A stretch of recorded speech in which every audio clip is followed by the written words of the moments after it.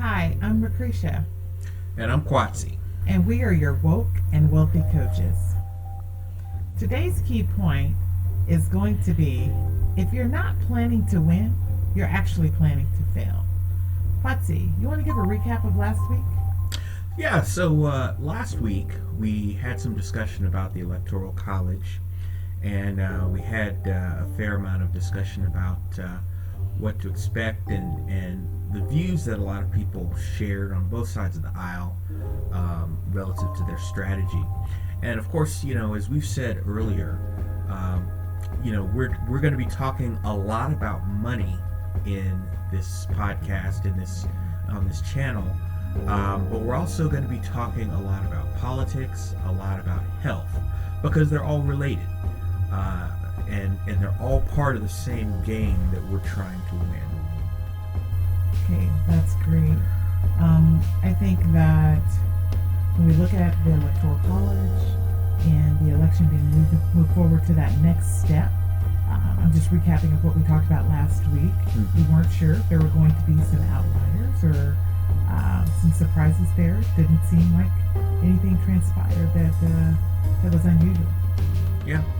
Now, before we really get into the political and economic discussion we're going to have tonight, I wanted to just take a few moments to level set our viewers concerning our overall mission. Since we are still relatively new in this channel and in this series, I wanted to reiterate sort of what we're all about so that you can understand as our viewers what to expect from us.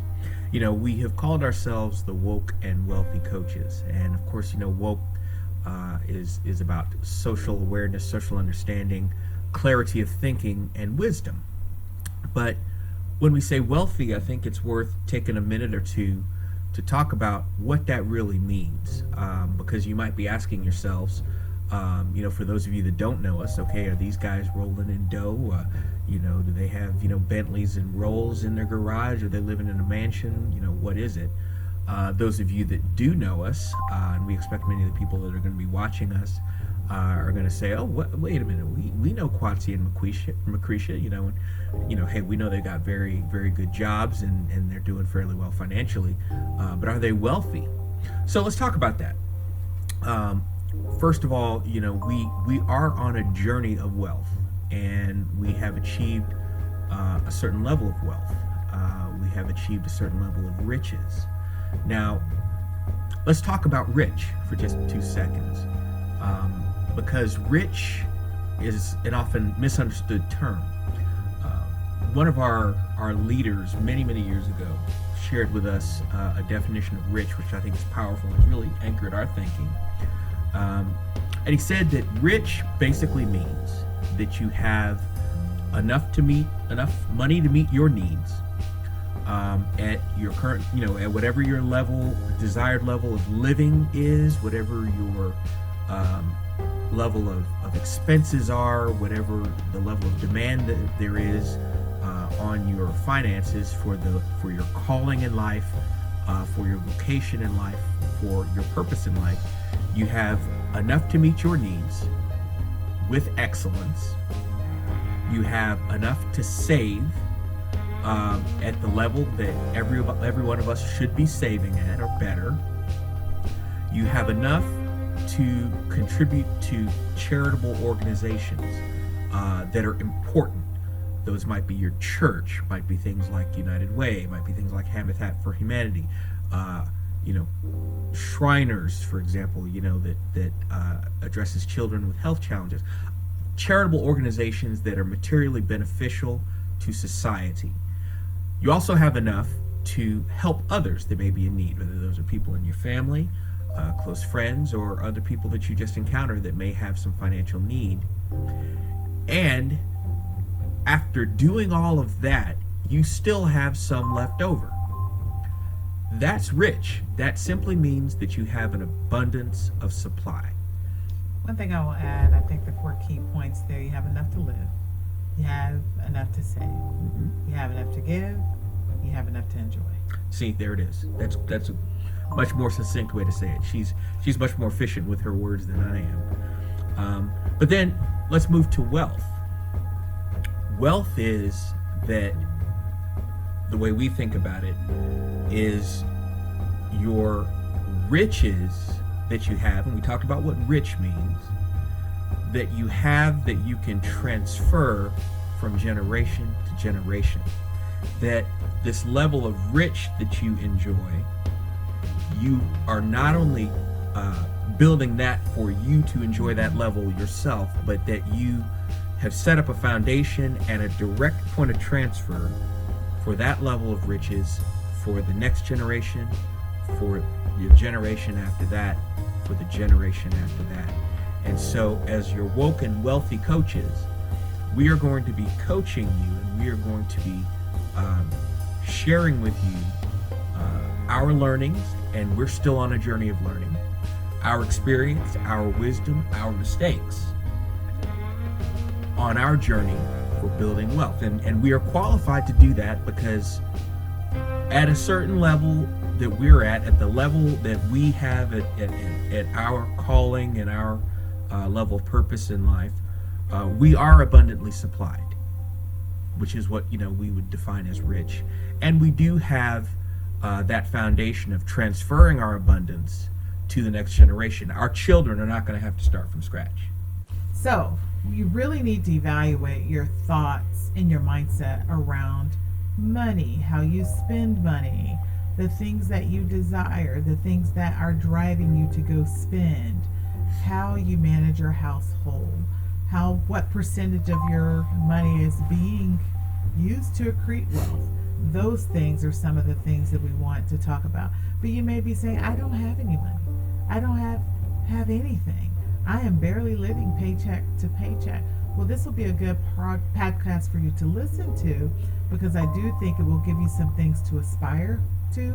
And there actually are some things, some baby steps that you can start to make even where you are in the area of your mindset, and then just some small financial things that you can do to help yourself where you are now until you are able to move to that next level. And don't feel bad about where you are. We all started somewhere. The Bible says never despise the day of a small beginning. I was just thinking about that. And so most people who are wealthy, if they did not inherit that level of wealth that they are experiencing today, they actually started somewhere. So just consider yourself in square one or at a starting block, but it is not where you intend to actually stay. When we think back of African American ancestors, most of which in the realm of 1619 came here not even knowing what they would encounter when they came here. They came here against their will. But many of those people who actually came here, I'm not going to say they were really extremely wealthy, but they could have been well off in Africa. So imagine that. Imagine being shocked to the degree that you came here on a boat. You were living a life that you considered well. You came here just to be enslaved, and for your children to be enslaved, and your children's children to be enslaved. And it had a mental impact on our generations, many generations. And as a result, I believe we've lacked the strategic insight on where we might go and where we need to go. Being raised by slaves and descendants of slaves, it has taken us some time to amass the amount of education, insight, and also courage to be able to advance in these ways. So one of the things we believe, and we've been just talking about this, is wokeness. What does wokeness really mean, and how that is connected to the culture? Many of us believe, and when we step back to think about it, we believe it's how aware or connected to the culture that you are. What would you say about that, Quincy? I would say, you're absolutely right. It's not just how aware and connected to the culture you are, but as you see, as evidenced in our introduction, the introduction part of this video, it's how aware you are of the times. And the way I frame it, and the way I'd like to put it to our viewers is, the times, the environment, the forces that drive the tides of fortune, that drive the tides of health, it's all part of a global game. And it's a game that our people have been losing for far too long. And it's a game that we can win. Lucretia, you said several things that were so powerful that sparked a lot of passion in me as you said them. We're called to, and we're sent to a variety of people. I think our message is going to be relevant for a lot of people in many phases or in many places along the wealth continuum. But I think you and I both have a real fierce passion for those people who are at the very beginning, because that was us. That was us. We, as I said, we've achieved a certain level. That's not a point of pride. That's if anything, by the grace of our Creator. But one of the key messages that we would have to those of you who are living paycheck to paycheck, who don't have enough in each paycheck to get to the next paycheck, and there are so many of us that are in that boat, even in the face of that devastating situation, you have enough to get started. If that is one message, if that is one thing that I look back on our past where we didn't do it as well as we could have, that I would admonish all of you, even where you are, you have enough to get started. And some of the things that we do now, that we do very easily now, my God, I wish we had done earlier. And it wasn't because we lacked opportunity.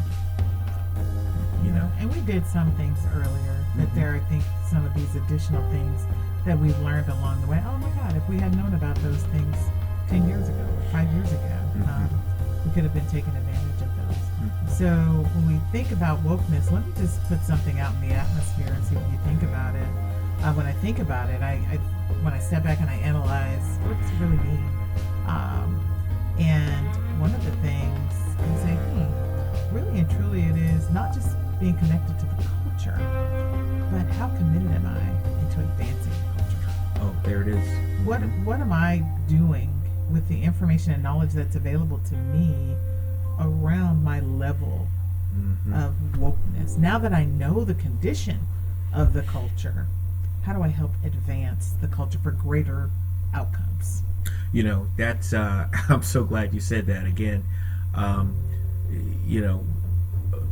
Before I answer that, one observation I want to make, and I'm not just sucking up. This conversation has already got me so excited, because not only do I enjoy doing this podcast, doing this channel, but I enjoy doing it with you because you're so smart. It just reminds me of some things my mother used to say to me. She always used to say, "Junior, whatever you do, make sure you marry a smart woman." And I did that, so this is exciting because you're brilliant yourself, and I think as we move along in the podcast and people get to know who we really are, that will be a reveal. That's who we really are. So we will begin to. If you haven't Googled already, but you haven't Googled him already, you can do that, but we will reveal who the coach really is. But one of the things we don't want to come out in this podcast and say, I've done this, I've done that. Really, we want to just have a conversation and establish some trust and establish some dialogue up front, so that we could just move together in the space and get to know each other. Yeah. We want to get to know you as well. It's about you. So we want you to hit like. We want you to also hit subscribe. And share this video And if you share like this what you're video. hearing so far. Share it. We want you to also comment so that we can know some of the things that you're interested in hearing us talk about. And we want to have some live conversations with you, the players, in the future. Yeah, but to address what you asked me, your commitment to give back to the culture, that is at the core why you and I are sitting here, and not just why we're sitting here, but this channel, this project, this initiative, the Woke and Wealthy Coach, is one of several initiatives of our company, the company that you and I own, that you and I have started, that you and I are in the process of growing. You may have noticed at the beginning of our video that it says that this channel is presented by Net Woke LLC. Of course, that's Net with a W-O-K and a dash E. The dash E is about e-commerce, e-education, e-finance, and a lot of things. So it's Net Woke LLC. That's our company, and the very mission statement of that company is not just about making us money, but first and foremost, it's about taking whatever goodness exists in our lives and whatever good ideas that we can come up with for generating good outcomes financially and otherwise, and using that to benefit our people. The business is about that, the channel is about that, and that's one of the reasons why I feel very good about what we're doing, because it's so easy, since we have fought and clawed and run and worked our rear ends off to get to where we are. It's very easy for us to take our winnings, take our marbles, and go home and say, well done, thy good and faithful servant, and enjoy. But, I think everyone, especially those of us in, our communities, especially those disadvantaged communities of color and of different ethnicities, we have a moral obligation to give something back, because a lot was taken from us, starting from Africa, and if we really wanted to preach the whole gospel, and this is a different episode, but many of those Africans that were taken as slaves were sold into slavery by other Africans. That's a whole different conversation, but that we could have that conversation. Yeah, and I think that'd be great for us to really talk about being caught. That's when you think of the term being caught between a rock and a hard place. I think that is one good example of how African Americans, ADOS, American descendants of slaves, have felt over time. So let's get right into it for today. Let's get into it.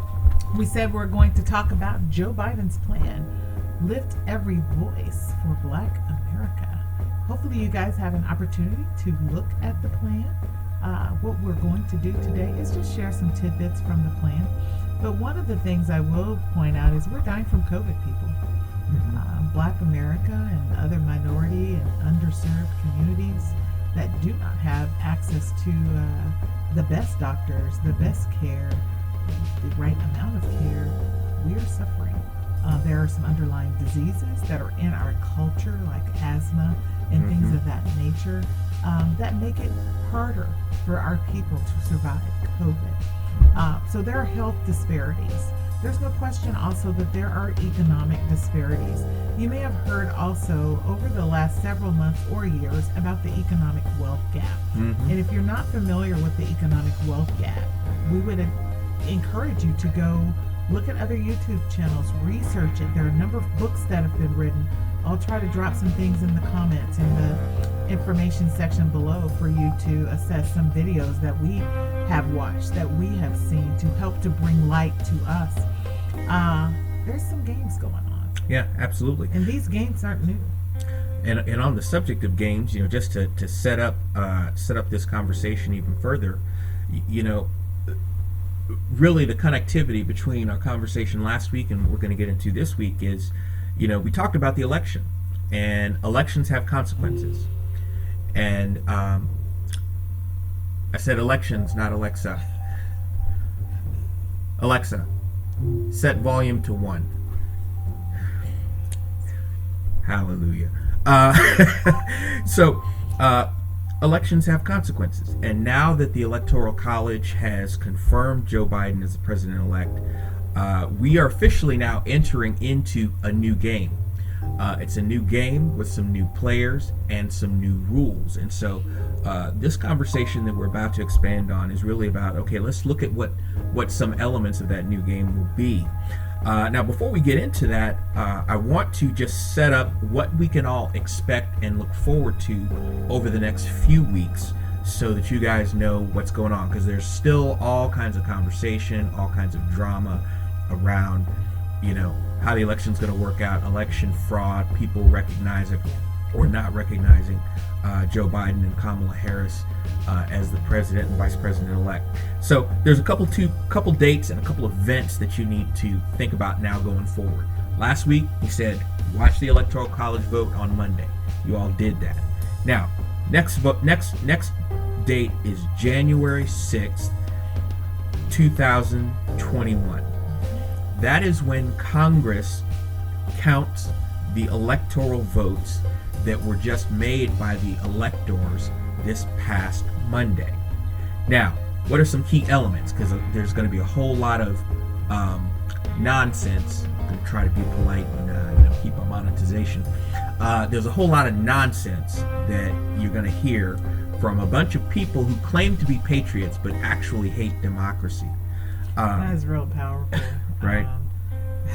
This has been a season where the patriots have been spewing a lot of hate, right? Those that consider themselves, and we're all patriots, to be honest. I mean, when I look at and I see people challenging the patriotism of African Americans, would you have been enslaved? If you're not African American, would you have been enslaved in this country and still be here and be a contributing member of society in ways in which we have been? Mm-hmm. Just a question. Yeah. So on January 6th, Congress will count the votes.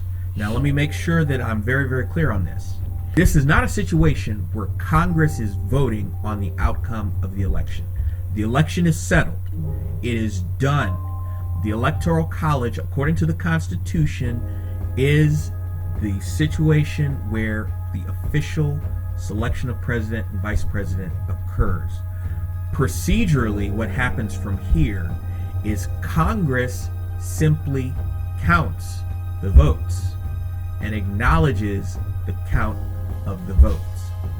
Now, if nobody made it to 270 electoral votes, then on January 6th, the Congress would have a role in deciding the outcome of the election. But that's simply not the case here.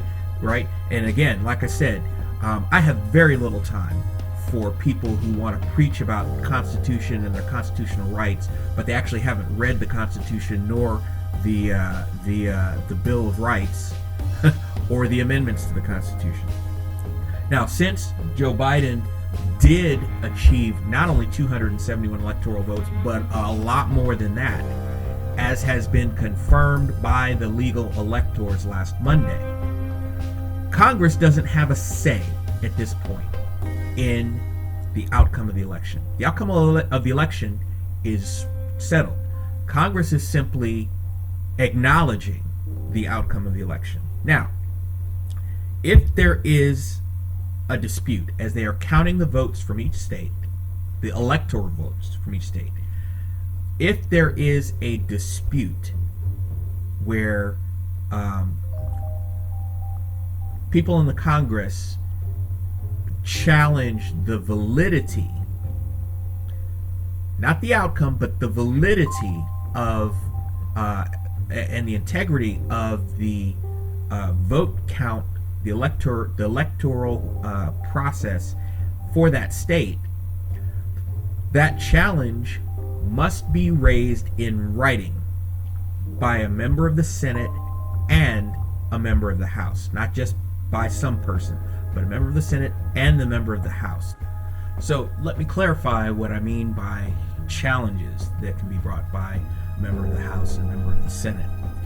Again, we're not talking about challenges to the vote count in the states or the vote count process executed by the states. The deadline, the constitutional deadline for those legal challenges was early December, and that deadline has come and gone. As I said, the election results are done.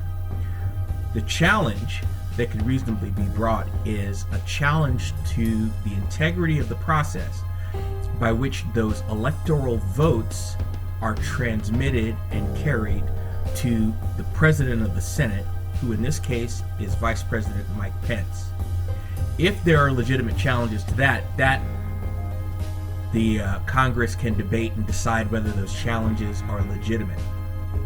But in this age of technology where we have bulletproof travel, we have near bulletproof electronic communication methods, and we have multiple signed copies, certified paper copies of those electoral votes, the integrity and the validity of such challenges would be very, very, very hard to prove. So what's going to happen on January 6th is counting.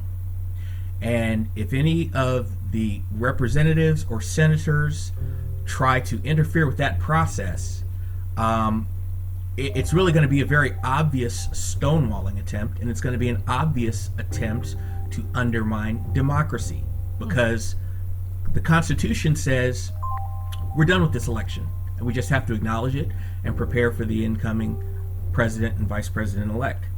Then on January 20th is the presidential inauguration. This is the actual official ceremony where we incorporate Vice President-elect Joe Biden President-elect Joe Biden and Vice President-elect Kamala Harris into the government, and they officially take over the executive branch. So, having said that, let's talk about Biden's plan for our people, and let's see what that looks like. Christian? Just a few days ago, I want to add, Mitch McConnell made some statements on the Senate floor acknowledging what the Electoral College had done, which was certified the vote, and he acknowledged President-elect Joe Biden and Vice President-elect Kamala Harris. Not only that, he congratulated them, actually. Yeah, absolutely. So, I don't know. I don't expect there to be any contention unless there are cases, like you said, where individual members of the Senate or Congress try to stonewall. So Biden has his plan, Lift Every Voice, the plan for Black America. This is a plan. This is not law. This is not it's not an executive order or anything that's been, this was a campaign plan. So the goal of this plan was what? Get black people out to vote. Put enough in the plan to have us understand what this administration could be about. This is not law. Now, there are some good things here. A lot of what this plan references are laws and things that are already in place, channels and avenues that could be used to make something like this happen. So with that said, I don't really see a whole lot of new legislation here. This is really just using legislation that we already have, processes and systems that are already set up, making some changes to those that are already there. So if you don't mind, I'll highlight the key points of it, and then we can have some dialogue. So the first one is advance the economic mobility of African Americans and close the racial wealth gap and income gaps. The second one, expand access to high quality education and tackle racial inequality in our education system. The third one, make far reaching investments in ending health disparities by race. That's the third one. That's a big one. Number 4, to strengthen America's commitment to justice. 5, make the right to vote and the right to equal protection real for African Americans. And number 6, address environmental justice. I'm not sure what that means on the surface, but I'm looking forward to unpacking that. And how does that apply to Black America? So going back to the first one, which is about advancing the economic mobility of African Americans, there's a lot in the plan on this, addressing loans and credit capital, small businesses. There's a goal to commit $10 billion in lending opportunity to African American owned or small disadvantaged businesses. Federal contract promises are there, or goals. Home ownership is touched there, as well as the topic of housing discrimination. There are some other things there, but those are some of the things that I pulled out as things that were highlighted in the plan to entice African Americans to vote the Biden-Harris ticket. One other thing that is mentioned here are tax credits. We believe, although tax credits are very good, most of the tax credits that get passed go to the people that own the companies or own the land or have the money to develop the land. So in my opinion, while they can be good and they are good, it is not a direct support to the poor and the needy. It enables people to employ more people or to provide opportunity for more people, but it's not putting anything in the hands of the poor and needy.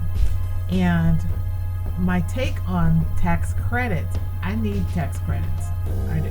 We do, yes.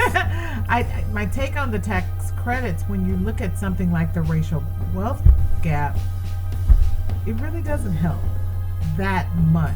It could further the exploitation of the poor by the wealthy. Thoughts?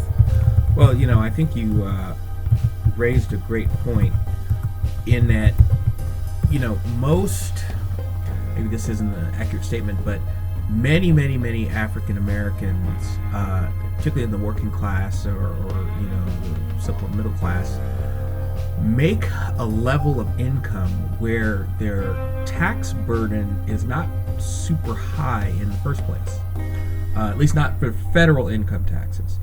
Now, again, that's not to say that most people don't pay a significant amount, in taxes, but for the working class American, the forces that are driving them, in some cases, to the poverty line and below the poverty line, that make it difficult to live from week to week, that make it virtually impossible to save money. Of all of those forces, for many of them, taxes is not the key problem. We'll have a lot to say about taxes, as we are working our way through the wealth continuum, coaching you through some things that we've learned and things that you need to do. But to Macretia's point, tax credits are useful, but I don't think in our opinion, they're not as useful in and of themselves to lower income Black Americans and lower income Americans of any ethnicity, quite frankly. Yeah. One of the things that's mentioned, there's a lot of conversation in planning around loans and credit, which gets people further in debt, right? And we know that the game of loan and credit hasn't been a fair game. It oftentimes requires collateral, or oftentimes requires a level of income that we know that Black Americans or minority Americans may not even have access to, or have gained or attained in their life. Many of these people who need the help are non-W-2 workers. They are self-employed type workers. So in terms of having the documentation for their earnings, it takes them some time to build 3 years worth or whatever is the requirement of documentation before they can receive the funds. Whereas in other communities, these funds are more readily available and attainable. There is a Minority Business Development Agency budget. It's called the MBDA, which the Trump administration reduced, according to the Biden plan, about 75%. I am not so sure of the actual cut, but this Minority Business Development Agency budget is something that the Biden administration would like to increase. One of the ways in which the Minority Business and Development Agency budget has benefited the American people is not through just blacks and Hispanics, but there is a continuum also of white women that also benefit from these types of arrangements. So when we see something that says Minority Business Development and Agency, and I'm going to just park here for just 1 second. Don't hate the player, hate the game.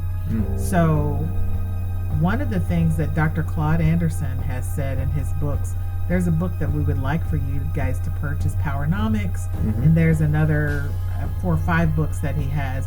One is called Black Labor, White Wealth. I'll say that again.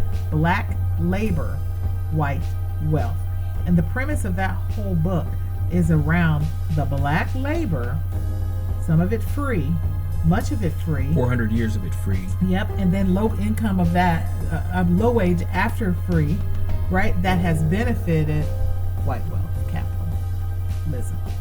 So read that. But one of the things that he says in his book, and maybe I'll do a book study one day, but one of the things that he says in his book, which is so powerful, is that when you think in the context of white women benefiting from the minority set-asides, no problem with that. If you're going to do that, there still needs to be set-asides for others, because white women benefit in some cases from their relationship or marriage to white men. Right? Now, in the case of a single white woman, nothing, he has nothing to say there. But there is a group of people that might put the business in the wife's name. Right. I'm just saying. So, to sort of drive that point home, you're talking about in those situations where there is a government initiative or government fund, and I think a lot of times the way they are branded is to benefit minorities and women, right? Because on its face, women have faced a lot of oppression, and there is an economic inequality between men and women. That's real. We have data on that. And so an initiative that is aimed at benefiting minorities and women on its face sounds just fine. But I think, Lucretia, you're talking about situations where,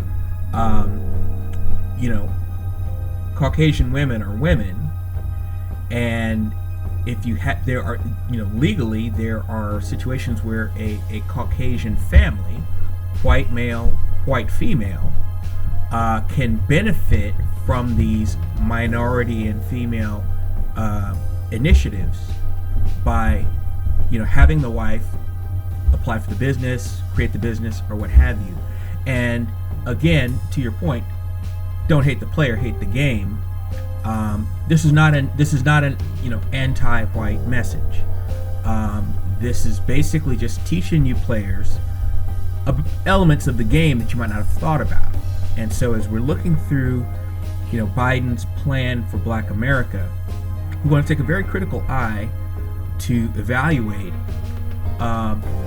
what they're really talking about. and where it can materially, change the game for your quality of life and your campaign to build wealth as Black people, and where it may really just be lip service. And I think that's kind of where you're going. And everything that is here, you just can't look at it from, okay, this is going to directly affect the community.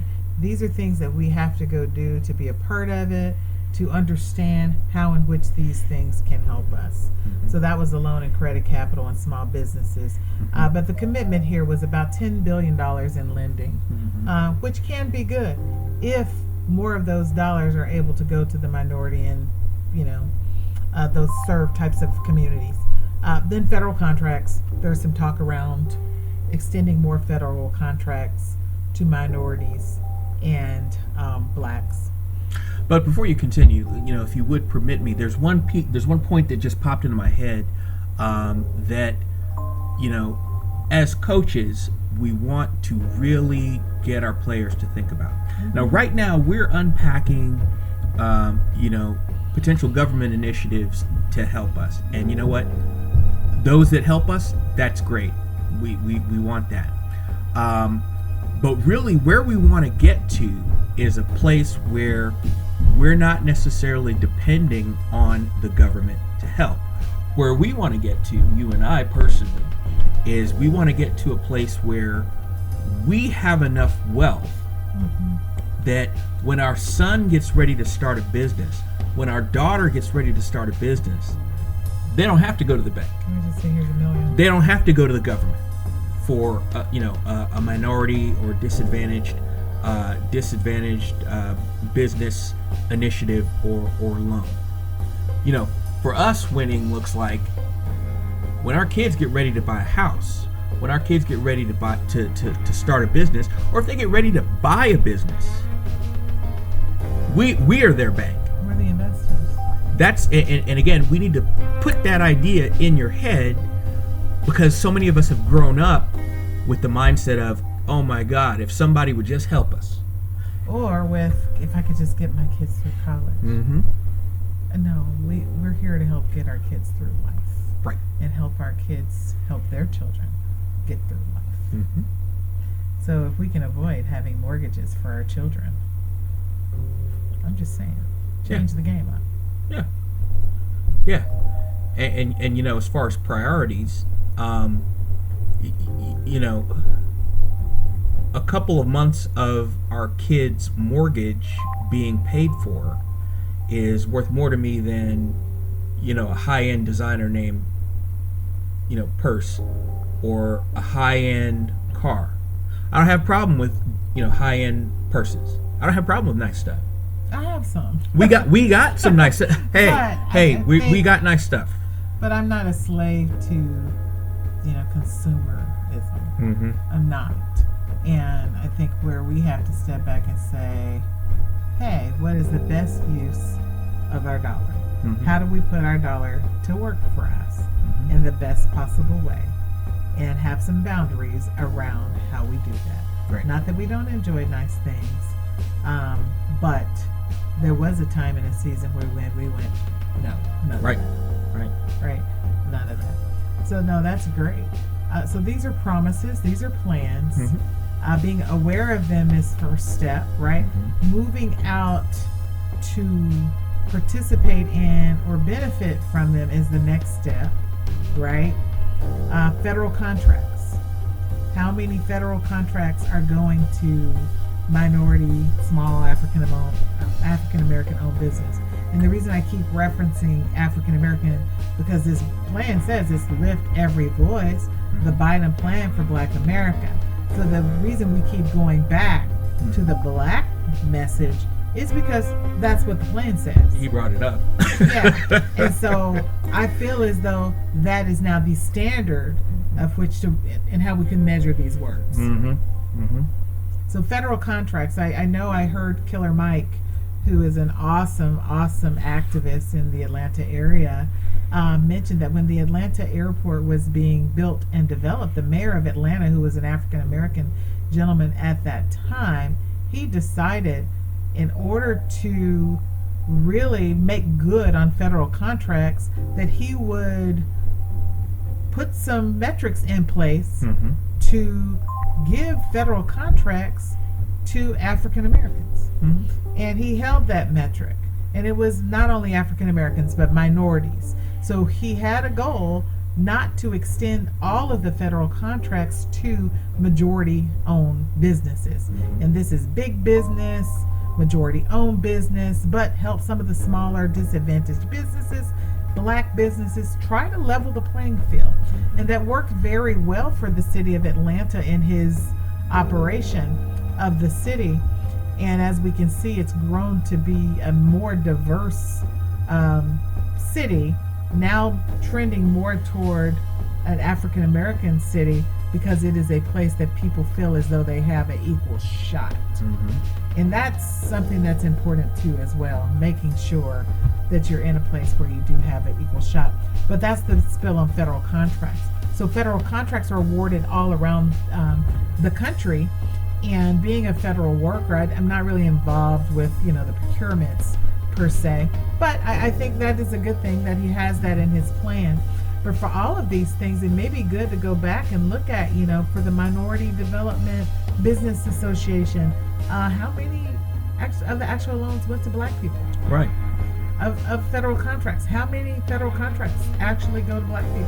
When you start looking at those metrics, you can see channels of work and wealth that we may be missing, streams that we may be missing out on. Yeah, absolutely. Because we may not have our ducks in the row, because oftentimes these types of benefits will have some requirements and some stipulations associated with them, and you have to have what I call a road to plan, a road to application. You know that the road to college has been in the past, you got to do your SAT or your ACT, and if you don't do those, or if you're not able to perform on those at the best levels, then you may not get accepted.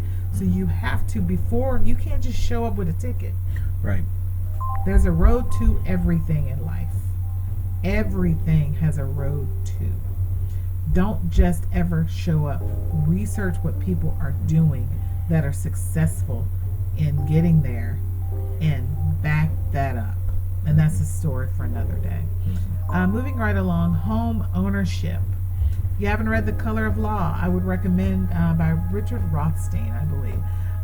Very good read. I use a lot of Audible books, but very good read. He talks about the wealth gap and how home ownership contributed to it, or the lack thereof, right?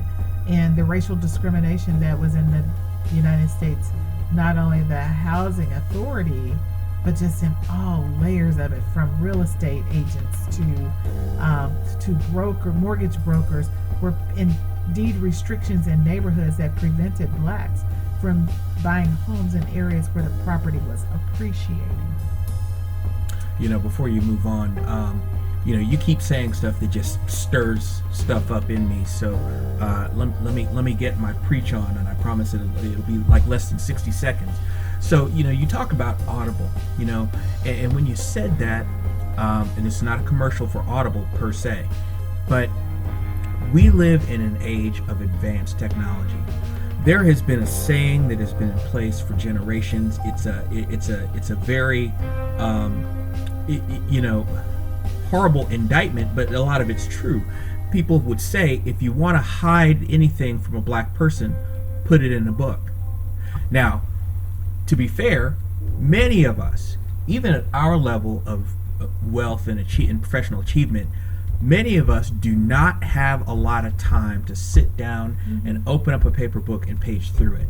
But we are the first generation where, we have the ability to stream books, and a lot of times electronic books, Audible books, audio books. They are very cheap, many of them. And as you are making dinner, as you are driving to work, all of that stuff, you can be getting that knowledge. And you and I, we listen to a lot of audio books. And so there is no excuse in today's day and age for us not assimilating information through books, whether they're paper books, electronic books, or audio books.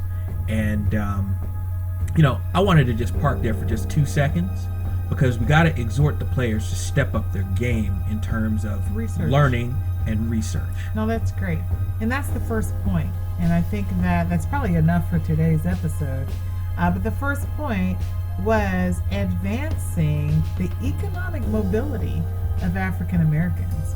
And we just wanted to park there for a little bit today and share with you some of our thoughts about this plan.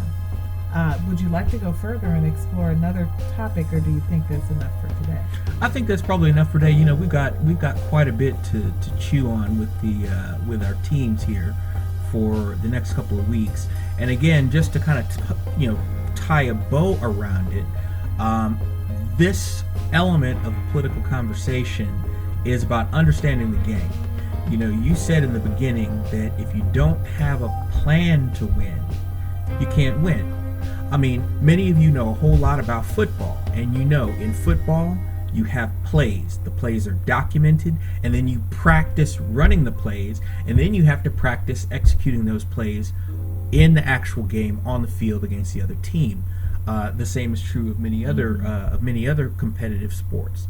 And so this whole political conversation is not about creating a political podcast or a political channel. Politics is part of the game. This is about being woke. It's about being wealthy.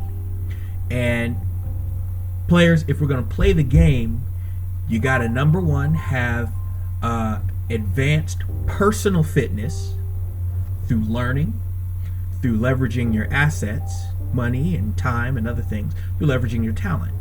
You also have to know what the rules of the game are. So you know what plays you can make, what plays you cannot make, what plays are available to you, what plays are not available to you. And you also need to know the tactics and strategies of your opponent. So as we're talking about politics, as we're talking about investing, stocks, stock options, bonds, social justice, various types of movements, it's all about understanding the game so that you can plan to win. Players, it's been good talking to you. We're going to talk to you again next week. We're going to continue to unpack this Biden plan for Black America. In the meantime, I want you to continue to watch the news, continue to see how people are responding. These legislators, these candidates running for public office, and your co-workers and friends, how they're responding to this election. Remember, there's people who preach the Constitution, but they haven't read the Constitution. There's a lot of people that claim to be patriots, but yet they are supporting efforts to undermine democracy. You need to know who's on your team. You need to know who's playing the game, who's playing it fair, who's not playing it fair. And so you need to look forward to some of the things that are going to be happening. Next time, we're going to talk to you more about this Biden plan. But in the meantime, thank you for your time as always, players. And remember, our message is relevant. Our message is woke. And most importantly, our message is designed to empower our people to prosper. We'll see you next time. Bye.